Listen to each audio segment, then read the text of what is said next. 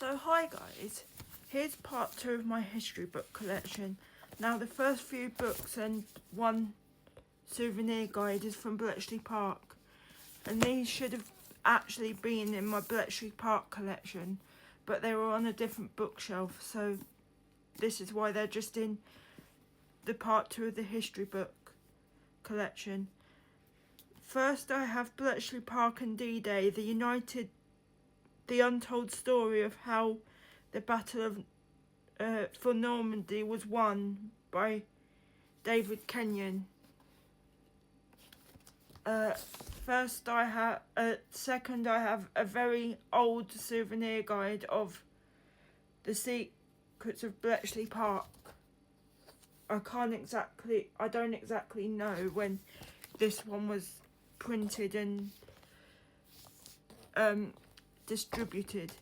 Then I have The Lost World of Bletchley Park, the illustrated history of the wartime code-breaking centre by Sinclair Mackay. I have actually read this, I think, but I can't remember where I got to because it was a long time ago. Oh.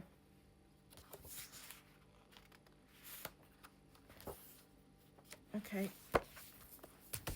And then I have Bletchley Park, the secret archives contains removable memorabilia produced in association with Bletchley Park by Sinclair Mackay.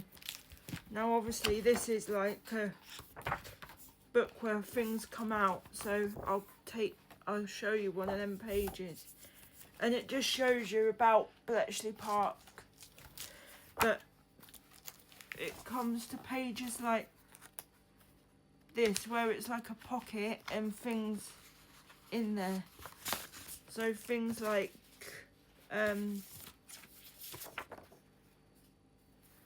postcards, maps,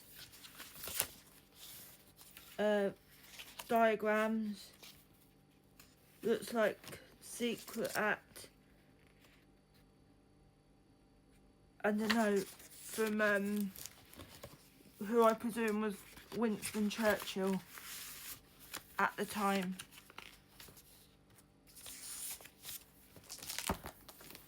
Next we have more local history, 2 books, both by Marion Hill, Milton Keynes Through Time. This is just like a illustrated guide of Milton Keynes Through Time. I'll just show you a page. Trying to find.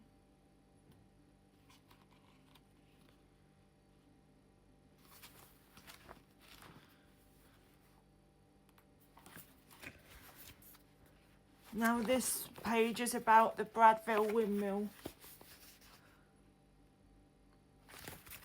And then in the next one, by Marion Hill, it's called Milton Keynes, Memories of Milton Keynes. This one,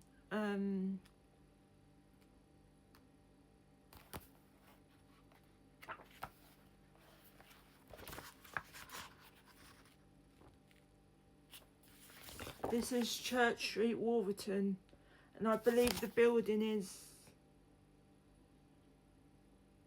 oh, I don't know, but that's Church Street, Wolverton, and Wolverton, of course, in Milton Keynes is where the Royal Train was built, and there's Wolverton Train Works that was built in 1838, so in 2038 it'll be 200 years old. And also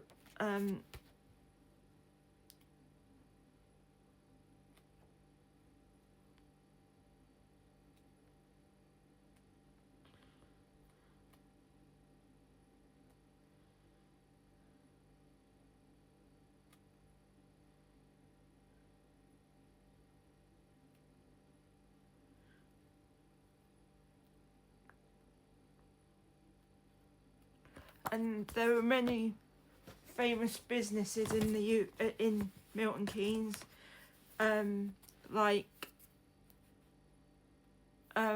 Marshall Amps. There's companies like that. There's a lot of headquarters as well. So there's things like car company headquarters. There's all different types of companies really. Oh, and sorry guys, there's another Bletchley Park one by Dermot Turing. It's called Alan Turing, The Life of a Genius. The next part of the collection will be World War II books, which obviously Bletchley Park fits into that. So I've got DK World War II Visual Encyclopedia. This obviously just shows you parts of World War II.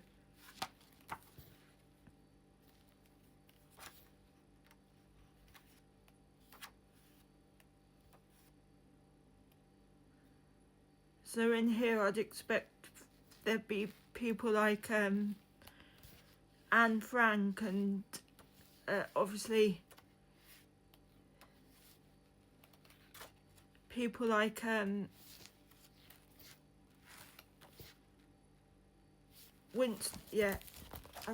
Winston Churchill.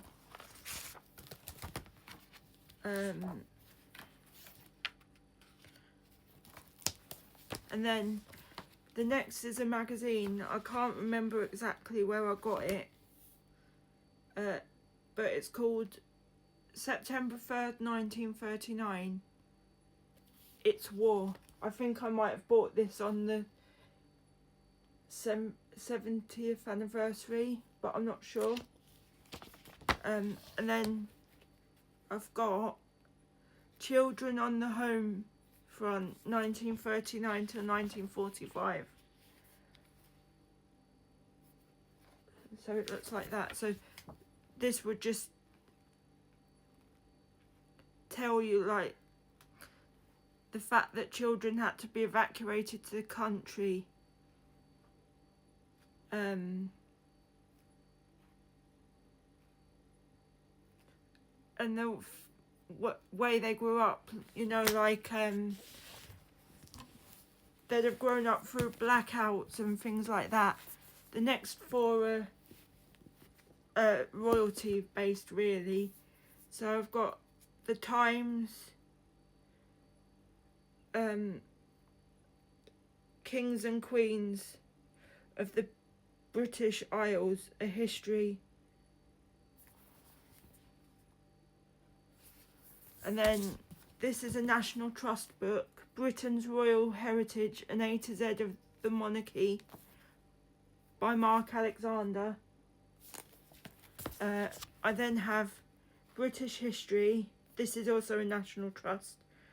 An illustrated guide, I think that says.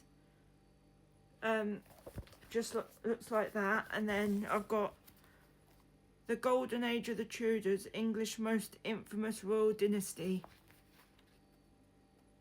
So that's the second part of my history book collection.